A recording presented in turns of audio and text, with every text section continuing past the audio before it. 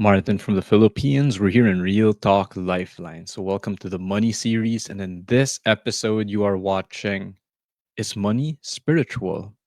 So, I'm going to dive right into it. I'll be sharing a very recent breakthrough that I had, and it's about money. And when we talk about money, maybe some of you have been following the other videos here in the Real Talk Lifeline channel. Money is just one part of our life. When this comes to our body, heart, mind, and soul, that is our health, our relationships, our wealth, and our spirituality, our spirit, purpose, or meaning in life. So, is money spiritual actually? So, that's what we're going to find out today. So, I was journaling, and this person, Jim Baker, so very quick info on him. He's a senior pastor of Zion Christian Fellowship. This is in Ohio, the USA. So he more popularly wrote the book, How Heaven Invades Your Finances, Build a Foundation for Supernatural Finances. So maybe you're getting a hint already. And I'll share my screen very quickly over here. And let's find out, is money spiritual over here? So as you could see right now, it's gonna pop up. Boom, this is my recent journaling. So the very first one is this. Just checking up on you guys over there. Let's see if I can. There you go. See it much better. So is money spiritual? Yes or no? Now, getting straight into it, you may see this line over here. I'll read it for you. I'll go through it with you. The world says, show me the money. How many of us can relate to that, right? It's a harsh, cruel world. God says, show me the motive. Now, if you don't believe in God, you're allergic like that, don't worry. I can very much relate. I grew up very religious here in the Philippines, very Roman Catholic. Religion was forced, shoved down my throat. So if you don't like the word God, that's okay. You could switch that with universe, higher power, the truth. So just so we have an understanding.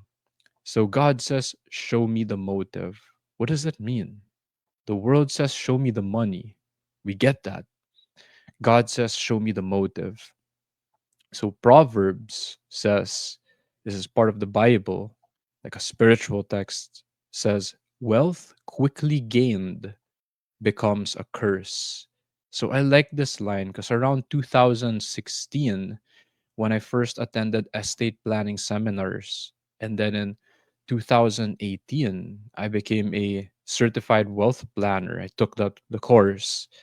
One of the lines cited was this, like, wealth untimely gained, it can become a curse. It will not be blessed.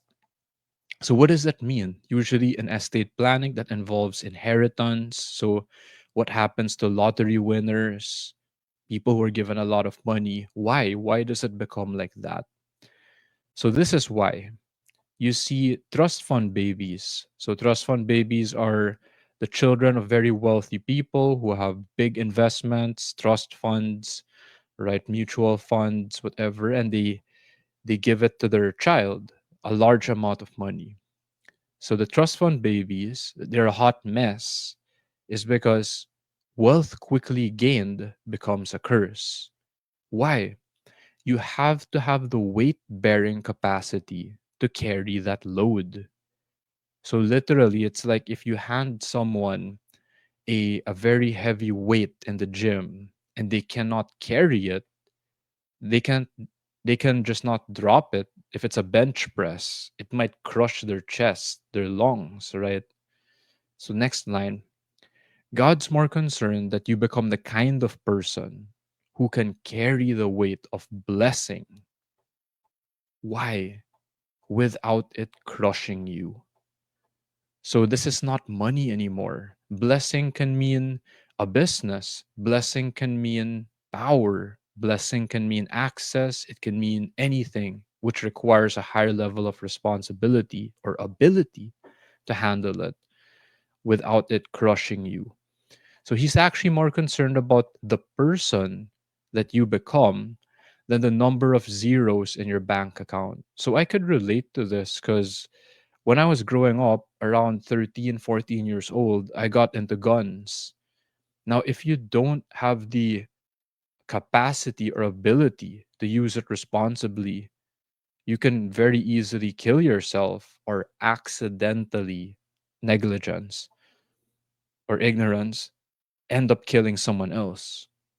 So it's very similar if you hand someone the keys to a car and they don't know how, to handle it, that can happen. So next, so here in the channel in the money series, we talk about financial independence, financial freedom, hitting a certain number, right? That freedom number. Now, this is very interesting on the spiritual side. If you give them financial independence, then without them building the character and the trust in God, it'll kill them. So it's already telling you the very direct consequence. So this one was a missing piece in my breakthrough because I was so fixed and intent on just hitting that 50 million or like that first level financial independence, financial freedom. When I get enough money, I'm going to be okay. And then, you know, I'll just isolate or just, I'm okay. Everyone else there, as long as I'm okay. So if you don't build a character and like you turn into a selfish person or just very like closed minded, right? So that's not the character, right? And then the trust in God, which I'll get into very shortly, it will kill you, if not literally, from deep down inside spiritually. So the next line, this one also hit me real hard. How much money is too much money? And you'll be surprised with the answer of this. It's actually not that much. And I'll explain. So, have you guys ever thought about this? How much money is too much money? Here's my answer: it's whatever amount replaces trust in God. Now, if you don't like the word God again, like you're anti religion or you got deep trauma, it's trust in the universe, trust in a higher power. So, how many times have you witnessed someone run out of money, but then they turned out okay?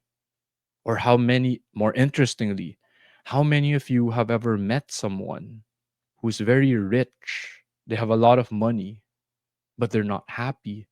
They're miserable. So, too much money, it destroys the spirit whenever it replaces your trust in something higher, a higher power, right?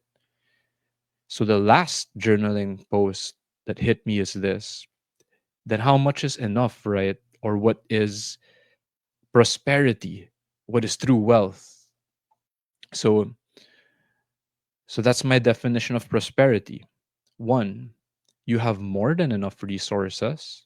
So it could be a million, it could be multi-million, it could be a billion, for some a trillion, or sometimes it's not that much. Some hundred thousands. If you're a priest or someone living in a commune or like a seminary or something, sometimes they don't even have much money in their bank account, but they have more than enough resources. Two, to fulfill every divine assignment. So if you've been following the channel, that's the higher purpose, right? Sometimes my mission, let's say, is to help people not give up on life. You may have another higher purpose or divine assignment other than that or after that, right? And then third, and enough left over to help others fulfill theirs. So that's what we do here. Maybe your mission, your higher purpose is a little different from mine, but it's still good. It's yours. It's your purpose. It's your divine assignment. It's your meaning in life. So I have enough left over to give from my overflow to help you. Money wise, yes, that's the definition of this. Resource wise, yes. So that's the definition of prosperity. Sometimes we're so fixed on a number, and you see that in the other videos, right? 15 million, 50 million, all this and that, depending on your lifestyle or cost of living, right? But if you have more than enough resources for yourself, you will know it deep down inside to live, to fulfill every divine assignment, what you're meant to do here in this world, and you even have enough overflow or left over to help others fulfill theirs, then that is prosperity. So let me stop the sharing, go back to you guys. Is money spiritual? Yes. I've found the answer to be yes. Now, people who say no, I understand because the world says, show me the money. But God says, show me the motive. So if you have any other topics that you want to join me in on Real Talk Lifeline, comment live down below. I'd love to join you. Let's talk about real, raw, and authentic conversations. Again, doesn't have to be money. It can be about health. It can be about relationships. It can be about higher purpose in life. If you want to do a one-on-one with me, type clarity call, comment it down below, send me a message. What I do is I ask people, what is your biggest challenge in life right now that you feel stuck with? And then I'll listen to your side of the story first. And then we can help each other. I will help you break through to get unstuck. So is money spiritual? Yes, it is. Thank you. I love you. And I will see you next time.